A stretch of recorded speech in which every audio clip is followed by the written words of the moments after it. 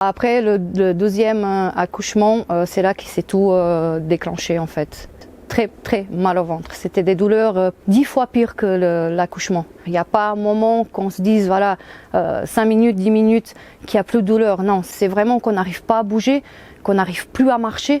L'endométriose, on va avoir affaire à des douleurs qui peuvent être extrêmement aiguës et en plus répétitives. En premier, la douleur lors des règles, qui est supérieure à une douleur normale, qui devient invalidante dans la vie quotidienne et qui empêche de suivre son activité professionnelle, sportive, des douleurs qui ensuite peuvent se manifester lors des rapports, lors de la miction, de la défécation, et qui là aussi peuvent avoir un impact sur la vie quotidienne, personnelle, intime.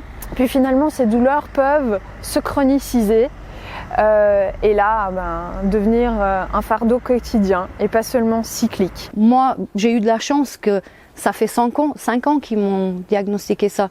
Mais il y a des femmes qui sont 20-30 ans dans cette souffrance et qui ne posent pas un diagnostic. On a voulu mettre en place une consultation à l'hôpital du Valais pour nos patientes, ainsi que pour être un avis consultatif pour nos collègues gynécologues, mais aussi médecins d'autres spécialités s'ils souhaitent avoir un avis sur une suspicion ou une endométriose confirmée et son traitement. Et l'idée du traitement de l'endométriose, c'est vraiment une approche globale de la patiente dans son ensemble. D'abord, on a fait un traitement avec des injections pour faire stopper les ovaires, pour rentrer en ménopause artificielle en fait.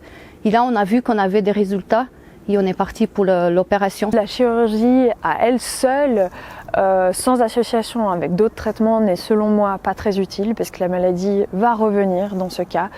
Donc l'intérêt de la chirurgie, on l'a dit, sur les douleurs, doit être accompagné de l'absence de retour de règles pendant au moins le temps de la cicatrisation et surtout de thérapies complémentaires avec de la physiothérapie, une nutrition adaptée, une ostéopathie, de l'acupuncture. Éventuellement aussi on sollicite nos collègues médecins de la douleur pour gérer ces douleurs qui peuvent devenir neuropathiques, ça veut dire des douleurs par atteinte des nerfs à force d'inflammation répétée. Donc là on va avoir une autre classe de médicaments et tous les problématiques liées avec les rapports. Donc parfois aussi nos collègues sexologues vont intervenir. Donc on utilise vraiment toutes les ressources qu'on a à disposition pour trouver un nouvel équilibre.